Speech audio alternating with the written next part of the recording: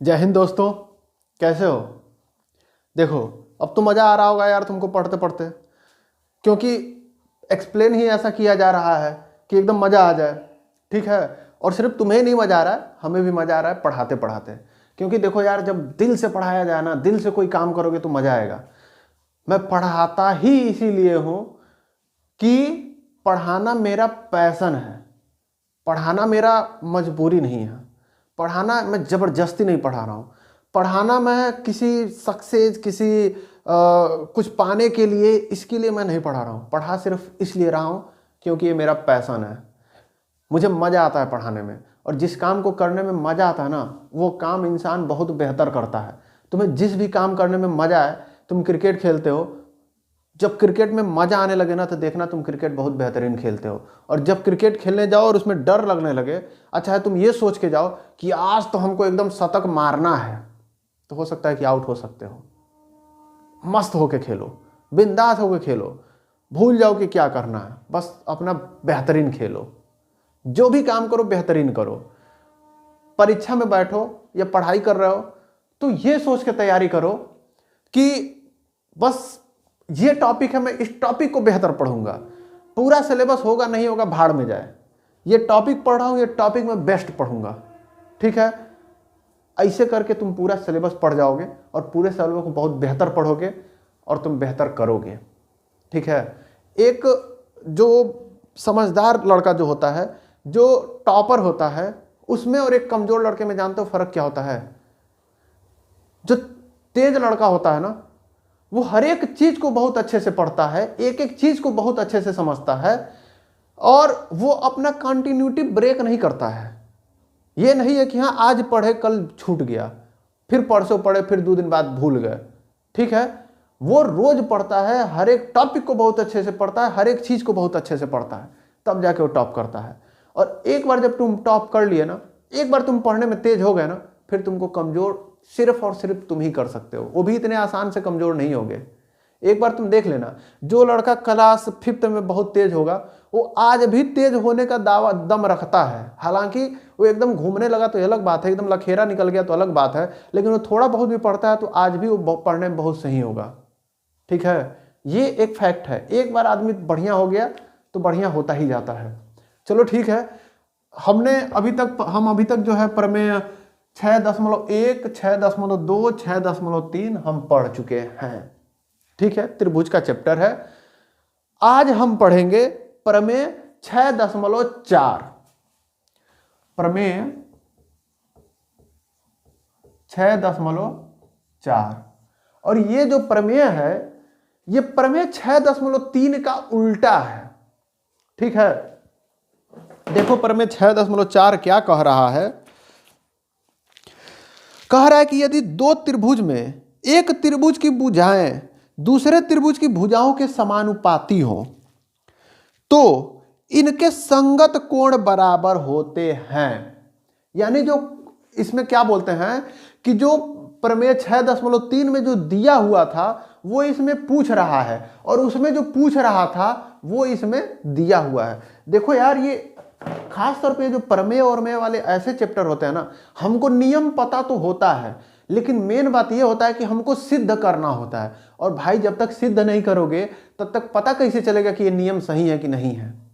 ऐसे मानते आ रहे हो, कोई क्या बोलते हैं भखौती थोड़ी है यार, कोई वो थोड़ी है क्या बोलते हैं कि तुम मैथ पढ़ रहे हो, मैथ में हर चीज सिद्ध कर सकते हो, और जो भी चीजें हैं, जो भी सूत्र हैं, उनको सिद्ध किया गया है। भले ही तुमको ना कराया जा रहा हो, जो सिलेबस में वही कराया जा रहा हो, लेकिन मैथ का हर एक चीज सिद्ध किया हुआ है और हर एक चीज एकदम ऑथेंटिक है। ठीक है। अगर तो नहीं होता तो फिर उसका हम इस्तेमाल नहीं करते। तो देखो भाई, जो हम पिछला कंडीशन कह रहे थे, अब उसको भी प्रूफ करना है। बस ये है कि उसमें जो पूछ रहा था उसको हम सिद्ध कर चुके थे, अब वो चीज इसमें दिया है। अब जो उसमें दिया हुआ था वो अब प्रूफ करना है भैया, अब उसको भी प्रूफ कर लो ताकि वो भी सही हो जाए। ठीक है। तो एक बार और हम पढ़ लेते हैं प्रमेय क्या कह रहा है कि यदि दो त्रिभुज की भुजाएं एक दूसरे के समानुपाती हो तो कोण भी क्या होते हैं, जो संगत कोण होते हैं वो बराबर होते हैं। तो क्या करते हैं, सबसे पहले हम वही त्रिभुजवा जो है 2 ठो बना लेते हैं। एक ठो बच्चा त्रिभुज, एक ठो बड़ा भाई त्रिभुज। ठीक है, इसका हम नाम दिए थे ए बी सी, इसका डी ई एफ।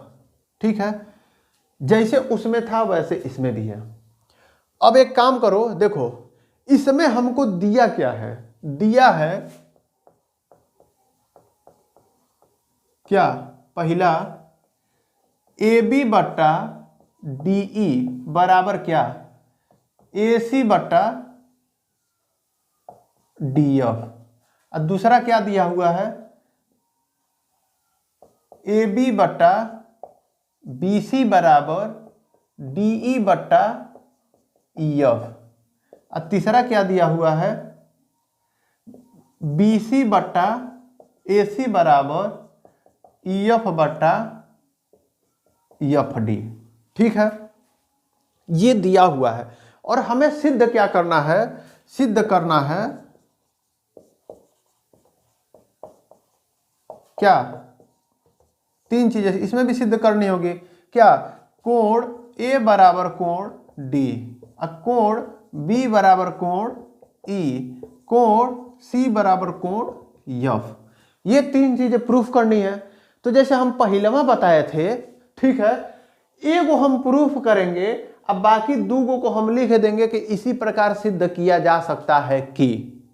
ठीक है, और इसमें भी जैसे उसमें एक रचना किए थे वैसे ही रचना एक इसमें भी करना पड़ेगा। ठीक है, तो चलो फटाफट कर लेते हैं। ए बी के बराबर एक डीई पर एक बिंदु क्या लिया, यल लिया। ठीक है, ए सी के बराबर डी एफ पे एक बिंदु यम लिया। ठीक है, अब क्या करेंगे, यल व यम को मिलाया। ये आप लोग किस में लिखेंगे, रचना में लिखेंगे, और लिख जरूर लीजिएगा, और फिर रचना के चक्कर में मत पड़िएगा। ठीक है, क्योंकि आप लोग रचना के चक्कर में पढ़ेंगे, अच्छा जो रचना जो है वो कौन एक लड़का का नाम रख लो कि उनके चक्कर में पढ़ेंगी, तो फिर आप लोग समझ लीजिए कि आगे जो है वो आपको सिर्फ एक ही चीज मिलेगी, वो है बर्बादी। अभी देखो लड़के जो हैं क्या बोलते हैं कि जैसे अभी 10th 12th में है तब तक तो कुछ कुछ ठीक है, लेकिन अपने यहाँ के लड़का जानते हो, शहरिया में जाओगे ना तो उस सब जब बीए चाहे बीएससी में जाते हैं सब, तब समझते हैं सब कि हा हमको आज़ादी मिल गया, अब हम बड़े हुए हैं, अब हम कॉलेज में पहुँचे हैं, अब तो एकदम गर्दा उड़ा देंगे। ठीक है, लड़के वहाँ पे कब सोचते हैं, जब ग्रेजुएशन में जाते हैं तब। अपने यहाँ के लड़का जैसे 9th में गया, अरे भैया सबसे बड़का डान हम ही है, आज़ादी मिल गई। ठीक है, बंक मारना, मस्ती करना, जो कुछ करना, जो शहरिया वाले जो दिल्ली वाले लड़के जो हैं वो क्या बोलते हैं कि जो ग्रेजुएशन में शुरू में करते हैं, अपने यहाँ कमवा 9th से शुरू हो जाता है, 8 तक तो अपने यहाँ के लड़के बच्चे बने रहते हैं। हाँ भैया हम बच्चे हैं, ठीक है, सर जी मार दिए, सर जी कुछ कह दिए, हम बर्दाश्त कर लिए। और जैसे 9th में गए सब, अपने यहाँ के लड़के बढ़ जाते हैं सब। और जाते ही सबसे पहला काम क्या करेंगे सब, अब के ज़माने में, हम लोग के ज़माने में नहीं होता था, अब के ज़माने में जाते पहला काम क्या करेंगे सब, पापा हो मोबाइल दीजिए। यही चीज़ है, कोई बात नहीं, टेक्नोलॉजी है, आप इस्तेमाल करिए, हद से ज़्यादा मत करिए। टेक्नोलॉजी नहीं भी इस्तेमाल करेंगे आप पीछे हो जाएंगे, लेकिन हद से ज़्यादा मत करिए। हद से ज़्यादा कोई भी काम करेंगे आपके लिए नुकसानदेह होगा ही होगा। और ख़ास तौर पे हाउ वाला चक्कर में मत पड़िएगा आप लोग, क्योंकि जिस दिन आप लोग उस चक्कर में पड़े उसके बाद पढ़ाई नहीं हो सकता है यार, कभी हो ही नहीं सकता है।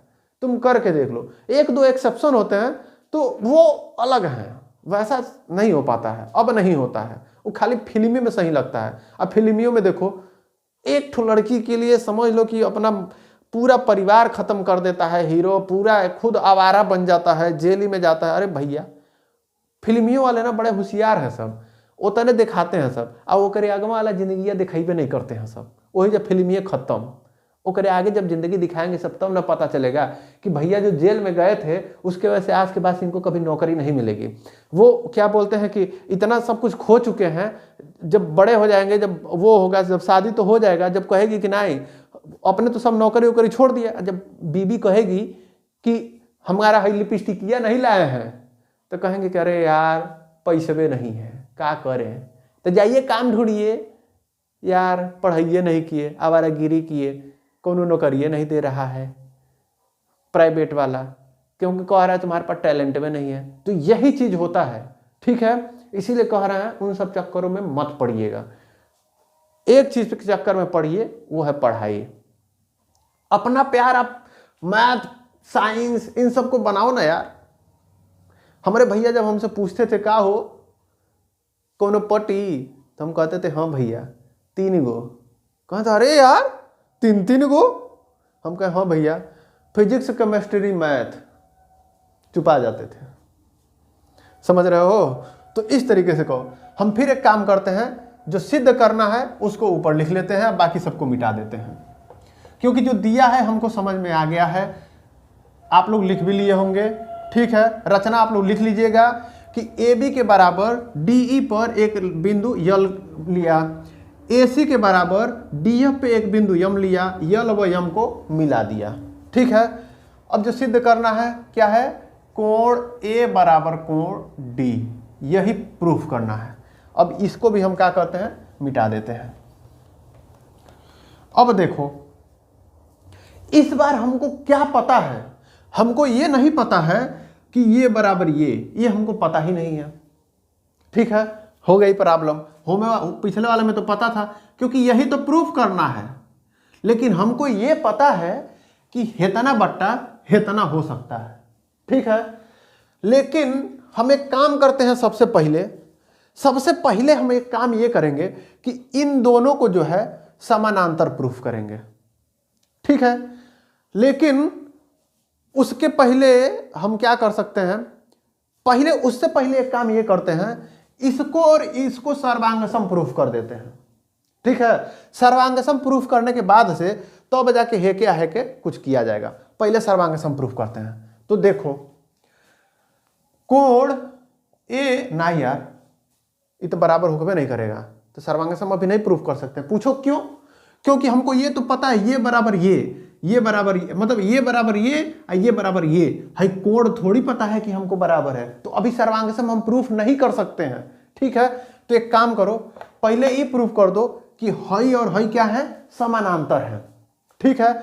और वो प्रूफ करने के लिए क्या कर सकते हो, हमको दिया हुआ है AB बट्टा DE बराबर AC बट्टा DF, ठीक है। ये हमको दिया हुआ है। अब हम क्या कर सकते हैं, अगर तो ये अनुपात है तो इनको उल्टा भी लिख सकते हैं, बिल्कुल लिख सकते हैं, ठीक है। तो क्या हो जाएगा, DE बट्टा AB बराबर DF बट्टा AC लिख सकते हैं।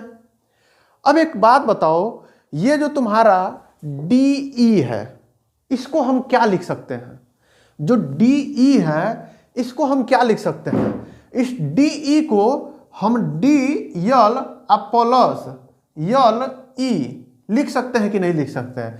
जो आपका ये DE है इसको हम लिख दे रहे हैं DL प्लस LE।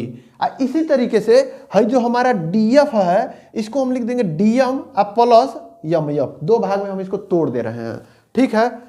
और नीचे बट्टा AB है, इसको यही तरह रहने दो, बराबर DF को हम क्या तोड़ रहे हैं, DM प्लस MF।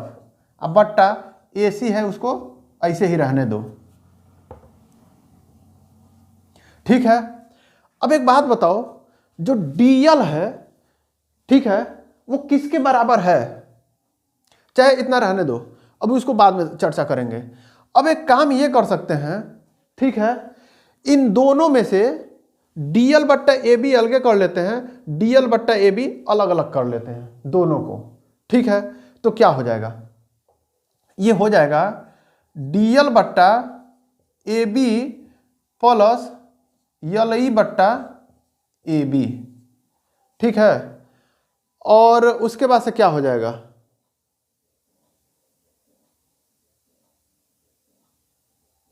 अच्छा है, रुको रुको रुको, गड़बड़ हो रहा है।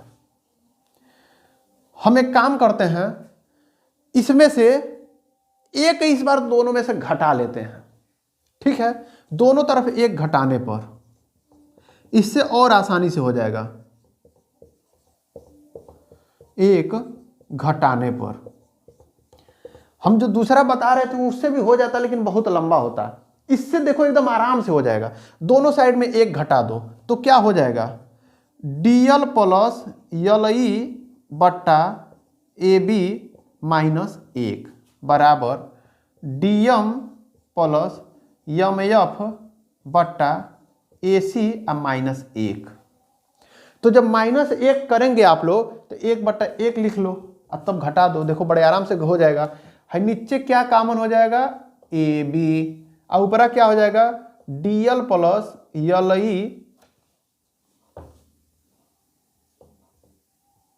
माइनस ए बी, ठीक है, बराबर dm plus M F minus A C बट्टा ए सी। जब घटाइएगा तो ये हो जाएगा कि नहीं हो जाएगा बताओ। अब इसमें एक चीज ये देखो, इसमें जो dl है वो ए बी के बराबर है रचना से, और जो ए सी है वो dm के बराबर है, ये भी किससे, रचना से, ठीक है। तो एक काम करते हैं, हम वैसे ही जो है उसको हम लिख देते हैं, ठीक है। ए बी जहां भी है वहां पे हम dl लिख दे रहे हैं, ए सी जहां पे है वहां पे dm लिख दे रहे हैं, हे वाला में, ठीक है। तो dl है तो dl को तो रहने दो, यल जो है यल ई इसको भी रहने दो। अब माइनस ए बी की जगह पे क्या लिखना है, ए बी की जगह पे लिखना है dl माइनस dl, ठीक है। अब बट्टा ए बी है, ए बी की जगह पे क्या लिखना है, dl बराबर, रुको नीचे लिख देते हैं इसको, dl प्लस यल ई माइनस dl बट्टा dl बराबर, है मिटा देते हैं, यही चीज ये नीचे लिख दिया, बराबर क्या हो जाएगा, यहां पे क्या है, जहां पे भी AC है उसके जगह पे हम लिख देंगे dm, ठीक है। तो ये dm, देखो dm plus M F minus AC की जगह पे क्या लिखना है, dm बट्टा AC की जगह पे dm।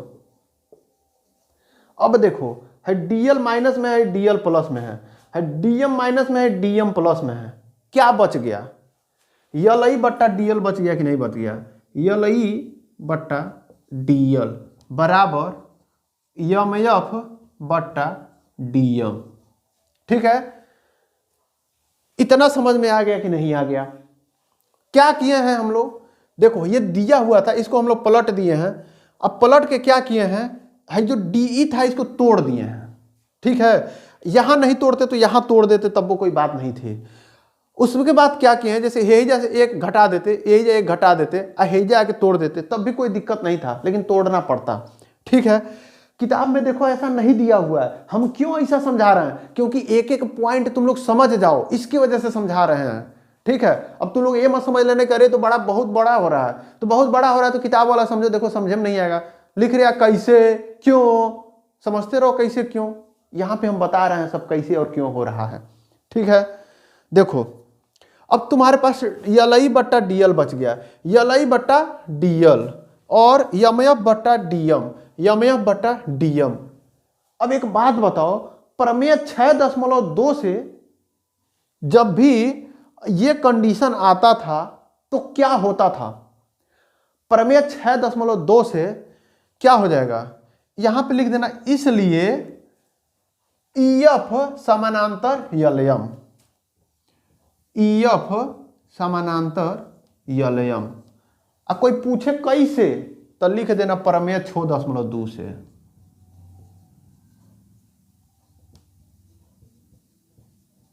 ठीक है। प्रमेय 6.2 से EF समानांतर यलयम हो गया है। कोई पूछे तो यही बता देना, क्यों, क्योंकि इतना बट्टा इतना, चाहे इतना बट्टा इतना बराबर इतना बट्टा इतना हो जाए, वही बात है, चाहे इतना बट्टा इतना और इतना बट्टा इतना हो जाए, तो क्या होता है, ये दोनों समानांतर हो जाते थे। प्रमेय 6.2 यही कहता था, मन में आया तो एक बार पुराना देख लो, ठीक है। तो ये बताओ, ये और ये दोनों समानांतर हो गए, ठीक है। तो एक बात बताओ, कोई समानांतर रेखा होती है और उसको एक तिर्यक रेखा खींचती है, तो हई कोण बराबर हो जाएंगे कि नहीं हो जाएंगे? बिल्कुल हो जाएंगे। और उसी तरीके से एक इधर से भी काटेगी तो ये कोण और ये कोण बराबर हो जाएंगे कि नहीं हो जाएंगे? बिल्कुल हो जाएंगे। अब हम कह रहे हैं हई जो है, हई वाला जो रेखवा है और हई वाला जो रेखवा है, ये समानांतर हो गए, हमने यहां से सिद्ध कर दिया। तो एकर मतलब हई कोण और ये कोण और ये कोण और ये कोण, मतलब ये बराबर ये और ये बराबर ये, हई बराबर इसके और हई बराबर इसके, हो गए कि नहीं होगा? क्योंकि ये दोनों समानांतर रेखाएं हैं। समझ में आ गया? ठीक है। अब देखो, अब इसको हम क्या करते हैं, थोड़ा सा मिटा देते हैं।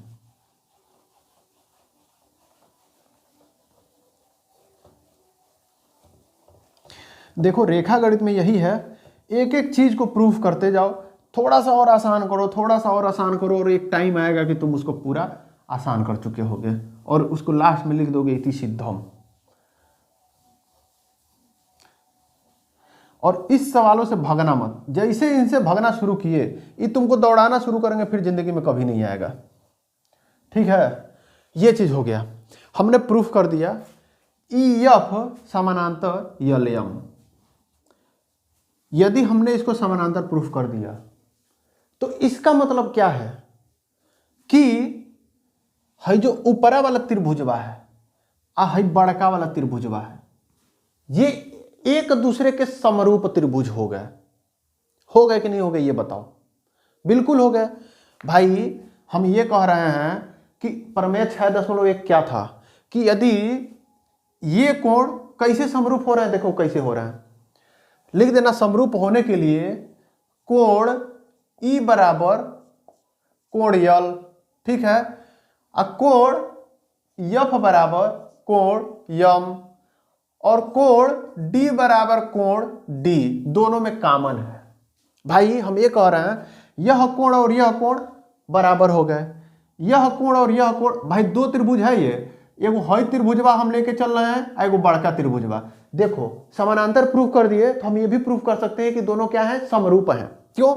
हई वाला कोणवा बराबर हो गए, पैरेलल वाले लाइन पे एक तिर्यक रेखा काट रही है, उसी तरीके से ये और ये बराबर हो गए, समानांतर रेखा पे एक तिर्यक लाइन खींच रही है, ठीक है। और इसी तरीके से ये जो दोनों त्रिभुजवा में कॉमन है तो ये तो दोनों में बराबर है, ये है, ठीक है। हमने तीनों कोण को बराबर कर दिया, तो इससे क्या सिद्ध होता है? अगर तो दोनों त्रिभुज में अगर तो सिद्ध हो गए तो इससे यह सिद्ध होता है कि दोनों समरूप हैं, सिद्ध हो गए। इसलिए हम कह सकते हैं, पहले यहां पे लिख देना त्रिभुज DLM व त्रिभुज DEF में, ठीक है। इससे क्या प्रूफ हो गया? DLM और त्रिभुज DEF क्या है? समरूप है, ठीक है। समरूप का चिन्ह ऐसे होता है, दो गोहे तरह पानी के तरह धारा, ठीक है। अब दोनों समरूप हो गए तो समरूपता का जो है अपना क्या बोलते हैं, जो कंडीशन होता है वो भी लगा सकते हैं भाई। क्या? इन दोनों में ये लिख सकते हैं DL बट्टा DE बराबर DM बट्टा DF लिख सकते हैं भाई। DL बट्टा DE, DM बट्टा DF ये भी लिख सकते हैं भाई। हम जानते हैं यार कि DL बट्टा LE होता था, लेकिन हमने प्रूफ कर दिया था ना कि DL बट्टा DE भी लिखा जा सकता था, ठीक है। कई बार ये चीज हम बता चुके हैं, तो अब उसको हम दोबारा नहीं बताएंगे। ऐसा हो गया, ठीक है। तो अच्छा है, ये कैसे हो जा रहा है? देखो ये एक अलग हो गया, ये एक अलग हो गया, ठीक है। ABC को अभी भुला जाओ, यहाँ पे एक दूसरा इसी त्रिभुजा को हम यहाँ लिख दे रहे हैं DLM, यही त्रिभुजा के जो है ऊपर वाला उठा के हम यहाँ रख दिए हैं। तो ये बताओ जब ये अलग अलग त्रिभुज हो गया तो है DL आ DE हो जाएंगे कि नहीं हो जाएंगे? जैसे इसमें ए बी बट्टा डी ई बराबर ए सी बट्टा डी एफ हो रहा था, क्योंकि ये और ये क्या होते हैं, हम कह रहे थे कि समान वो है, समान क्या बोलते हैं यार इसको, हमेशा नाम मैं भूल जाता हूँ, समरूप है। ठीक है, उसी तरीके से जब ये दोनों समरूप हो गए तो इसके भुजा और ये बड़का वाले का भुजा बट्टा हे भुजा और बड़का वाले का भुजा बराबर हई भुजा और छोटका वाले का भुजा, सब समानुपाती होंगे। होंगे, बिल्कुल होंगे। क्यों हो रहे हैं? क्योंकि भाई अब हमारे पास 2 त्रिभुज नहीं, अब हमारे पास 3 त्रिभुज हो चुके हैं। ठीक है, ये है बड़का वाला, है छोटका वाला, 3 त्रिभुज हो गए।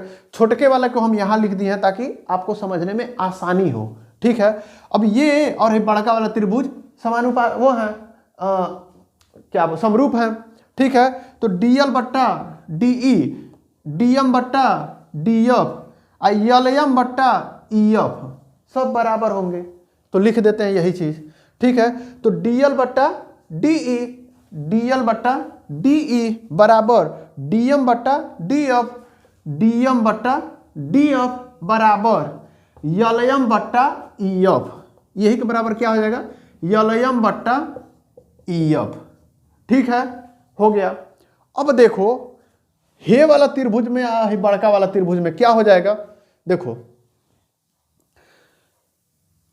डीई बट्टा चाहे ए बी बट्टा डीई, ए बी बट्टा डीई बराबर ए सी बट्टा डीएफ, ए सी बट्टा डीएफ बराबर बी सी बट्टा ईएफ, बी सी बट्टा ईएफ। आराम से हो सकता है। ठीक है, क्योंकि भाई क्या है, समरूप है। इसमें प्रमेय में यही तो कह रहा है कि तीनों भुजाओं का अनुपात क्या है? बराबर है। तो तीनों भुजाओं का अनुपात हमने बराबर कर दिया। अब एक बात बताओ, जो डीएल है वो किसके बराबर है? ए बी के बराबर है कि नहीं है? है। तो या तो डीएल को हम ए बी लिख दें, चाहे ए बी को हम डीएल लिख दें, कुछ भी लिख देते हैं। हम एक काम करते हैं कि हम ए बी को ही डीएल लिख देते हैं। ठीक है, तो क्या हो जाएगा? हाई वाला इक्वेशन में क्या हो जाएगा?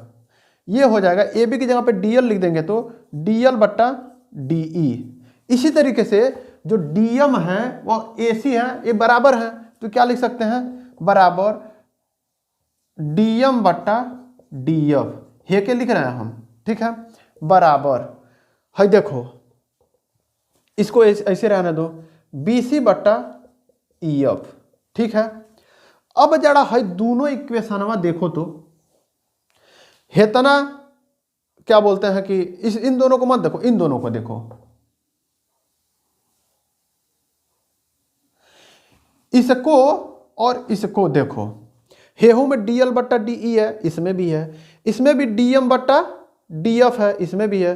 देखो है डीएल बट्टा डीई, डीएल बट्टा डीई, डीएम बट्टा डीएफ, डीएम बट्टा डीएफ।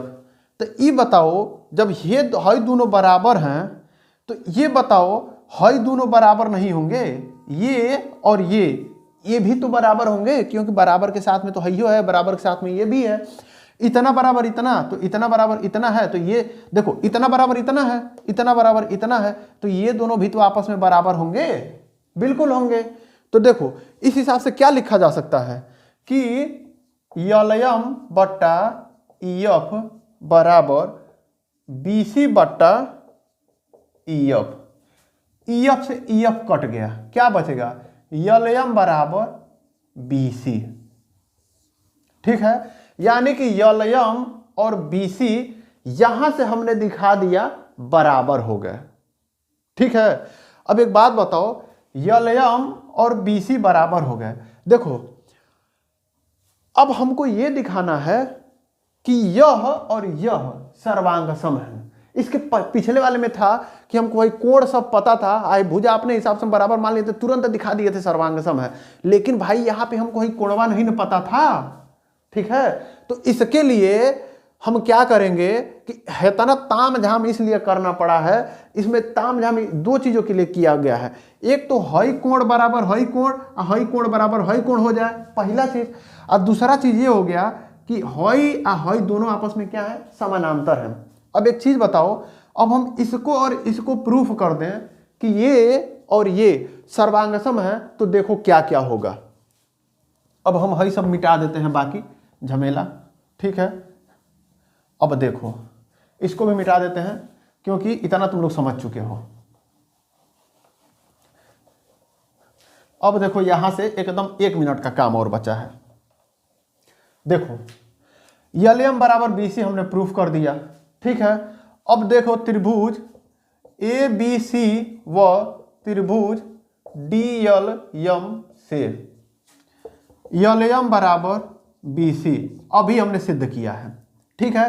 ए बी बराबर डी एल, ए बी बराबर डी एल रचना से है, या लिख देना रचना से, हमने शुरू में ले लिया था।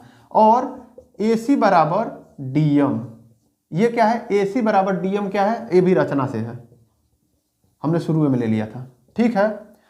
ये बताओ तीनों भुजा बराबर हो गए तो इसका मतलब त्रिभुज क्या हो गए, सर्वांगसम हो गए। यानी कि त्रिभुज ए बी सी सर्वांगसम त्रिभुज डी एल एम, ठीक है। अब ये बताओ जब ये त्रिभुज और ये त्रिभुज सर्वांगसम हो गए तो कोण यल बराबर कोण बी हो गया कि नहीं हो गया, तो लिख देना। इसलिए कोण यल बराबर कोण बी। कोण बी किसके बराबर है, कोण यल किसके बराबर है, कोण यल बराबर है कोण ई के, तो लिख देना बराबर कोण ई, ठीक है। और इसी तरीके से इसी तरह क्या है, कोण एफ बराबर कोण एम बराबर कोण सी, या कोण एम बराबर कोण सी, क्यों, सर्वांगसम है भाई। कोण एम बराबर कोण सी अब बराबर कोण एफ, ठीक है। ये इसके बराबर हो गया, हमने शुरू में सिद्ध कर दिया था क्योंकि समांतर रेखाएं सिद्ध किए थे हम। और ये क्या सर्वांगसम हो गए तो ये और ये बराबर हो गए, यानी कि ये बराबर ये हो गए, यही तीनों हमने लिख दिया है, ठीक है। और यह बराबर यह होगा क्योंकि ये सर्वांगसम है, यानी कि कोण ए बराबर कोण डी है। 3 चीज हमको मिल गया किस चीज से, सर्वांगसम प्रूफ करने से, ठीक है। कोण ए बराबर कोण डी। अब एक चीज देखो, ये तीनों चीजों में कुछ कॉमन दिख रहा है, कुछ देखो क्या दिख रहा है, जैसे कोण ए बराबर कोण डी दिख गया, ठीक है, यहां से। अब यहां से क्या कोण दिख रहा है, कोण सी बराबर कोण एफ दिख रहा है, कोण सी बराबर कोण एफ हो गया, ठीक है। और यहां से क्या दिख गया, कोण बी बराबर कोण ई, कोण बी बराबर कोण ई। यही तो हमें प्रूफ करना था कि सभी कोण भी क्या होते हैं, बराबर होते हैं, ठीक है। देखो कुछ नहीं था, तुम्हें लग रहा होगा कि इतना बड़ा हो गया, इतना झमेला हो गया, अरे दादा हो दादा इतना बड़ा हो गया। अरे हम किए कहाँ हैं भाई, स्टेप जानो ना, पहले क्या किए। पहले हमको क्या करना है, एक लाइन खींच, इसमें एक लाइन खींच लेनी है, और ये बराबर है, ये बराबर है, हमको इतना पता चल गया।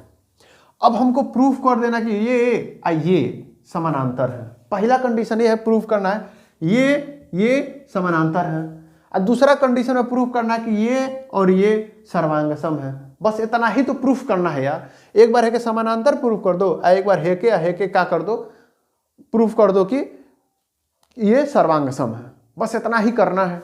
इसी को हमने इतना लंबा में समझाया था कि आपको आराम से समझ में आ जाए, ठीक है।